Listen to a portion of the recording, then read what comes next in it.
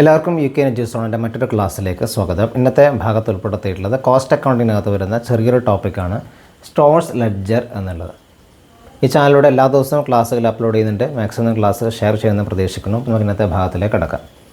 Cost accounting department maintain ചെയ്യേണ്ട ഒരുപാട് റെക്കോർഡുകളുണ്ട്. അതിൽ പ്രധാനപ്പെട്ട കുറച്ച് റെക്കോർഡുകളാണ് ഇവിടെ എഴുതിയിട്ടുള്ളത്. ഒന്ന് സ്റ്റോഴ്സ് ലെഡ്ജർ, അതുപോലെ തന്നെ material abstract, stores ledger control account, purchase journal എന്നിവയൊക്കെയാണ് കോസ്റ്റിംഗ് ഡിപ്പാർട്ട്മെൻറ്റ് മെയിൻറ്റെയിൻ ചെയ്യേണ്ട പ്രധാനപ്പെട്ട റെക്കോർഡുകൾ എന്നുള്ളത്. അതിൽ വരുന്ന ഒന്നാണെന്ത് സ്റ്റോഴ്സ് ലെഡ്ജർ എന്നുള്ളത്. മെയിൻറ്റെയിൻ ചെയ്യുന്നത് ഏതാണ്? കോസ്റ്റിംഗ് ഡിപ്പാർട്ട്മെൻറ്റാണ് മെയിൻറ്റെയിൻ ചെയ്യുന്നത്. കോസ്റ്റിംഗ് ഡിപ്പാർട്ട്മെൻറ്റിനകത്തുള്ള ക്ലർക്കാണ് മെയിൻറ്റെയിൻ ചെയ്യുന്നത്. കുറച്ചും കൂടെ സ്പെസിഫിക് ആയിട്ട് പറഞ്ഞാൽ കോസ്റ്റിംഗ് ഡിപ്പാർട്ട്മെൻറ്റിനകത്തുള്ള സ്റ്റോഴ്സ് അക്കൗണ്ടിങ് സെക്ഷനിലാണ് എന്ത് ചെയ്യുന്നത് സ്റ്റോഴ്സ് ലെഡ്ജർ എന്നുള്ളത് മെയിൻറ്റെയിൻ ചെയ്യുന്നത്. അപ്പോൾ അതിനകത്തുള്ളൊരു ഫോർമാറ്റ് ഇവിടെ എഴുതിയിട്ടുണ്ട്. ഈ ഫോർമാറ്റ് തന്നെ കൃത്യമായിട്ടൊന്ന് മനസ്സിലാക്കിയാൽ നമുക്ക് എന്തൊക്കെയാണ് അതിനകത്തുള്ളതെന്ന് മനസ്സിലാവും. It shows the receipts, issues and balance. അതായത് റെസിപ്റ്റ് ഉണ്ട്, ഇഷ്യൂസ് ഉണ്ട്, അതുപോലെ തന്നെ എന്താണ് ബാലൻസും കാണിക്കുന്നതാണെന്ത് സ്റ്റോഴ്സ് ലെഡ്ജർ എന്ന് പറഞ്ഞാൽ. Subsidiary ledger to the main ledger. Main ledger ഉണ്ടാവും, അതിനെ സബ്സിഡറി ആയിട്ട് പ്രിപ്പയർ ചെയ്യുന്ന ലെഡ്ജറാണെന്ത് സബ്ബായിട്ട് പ്രിപ്പയർ ചെയ്യുന്ന ലെഡ്ജറാണ് സ്റ്റോഴ്സ് ലെഡ്ജർ എന്നുള്ളത്. അപ്പോൾ അതിൻ്റെ ഒരു ഫോർമാറ്റാണ് ഇവിടെ എഴുതിയിട്ടുള്ളത്. സ്റ്റോഴ്സ് ലെഡ്ജർ കാർഡ് എന്ന് പറഞ്ഞിട്ട് ഇവിടെ എഴുതിയിട്ടുണ്ട്. അപ്പോൾ അതിനകത്ത് മാക്സിമം ലെവൽ ഉണ്ടാവും, അതുപോലെ തന്നെ മിനിമം ലെവൽ ഉണ്ടാവും, ദെൻ റീഓർഡർ ലെവൽ, ഇതൊക്കെ നമ്മൾ എഴുതി വെക്കും. ദെൻ റീഓർഡർ ക്വാണ്ടിറ്റി എന്നുള്ളത് നമ്മൾ ഓൾറെഡി ഇതൊക്കെ പറഞ്ഞിട്ടുണ്ടായിരുന്നു. Maximum level, minimum level, reorder ലെവലൊക്കെ നമ്മൾ പറഞ്ഞിട്ടൊരു പ്രോബ്ലം ഒക്കെ ചെയ്തിട്ടുണ്ടായിരുന്നു. നിങ്ങൾ ചാനലൊന്ന് കണ്ടു നോക്കാം. അപ്പോൾ അതൊക്കെ നമ്മൾ ഇവിടെ എഴുതും.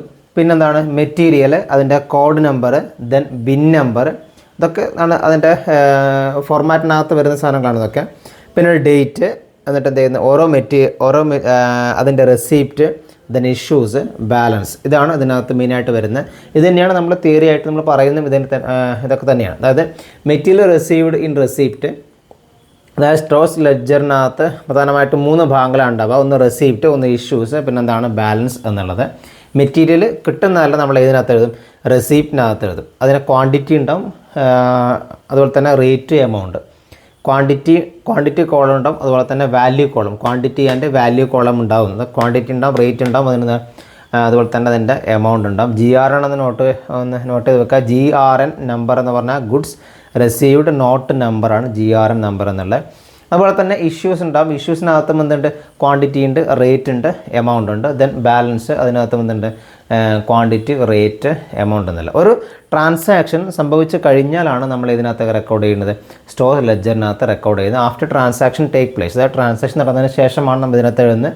ക്വാണ്ടിറ്റിയും അതുപോലെ തന്നെ വാല്യൂം എഴുതും നമ്മൾ പറഞ്ഞു കഴിഞ്ഞു.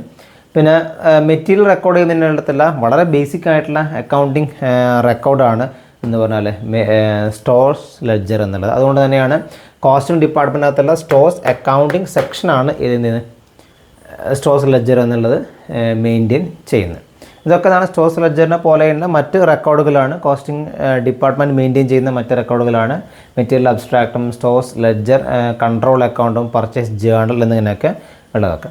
ഇതൊക്കെ ബേസിക്കായിട്ട് എന്താണെന്ന് മനസ്സിലാക്കി വെക്കുക. അതുപോലെ തന്നെ സ്റ്റോഴ്സ് ലെഡ്ജർ കാർഡിൻ്റെ ഈ ഒരു ഫോർമാറ്റും ഒന്ന് നോക്കി വെക്കുക. എക്സാമിനൊക്കെ ചോദിച്ചാൽ എഴുതാൻ പറ്റുന്ന രീതിയിൽ എന്താണ് സ്റ്റോഴ്സ് ലെഡ്ജർ എന്ന് എഴുതാൻ പറ്റുന്ന രീതിയിൽ എന്ന കാര്യങ്ങളൊന്ന് മനസ്സിലാക്കി വെക്കുക.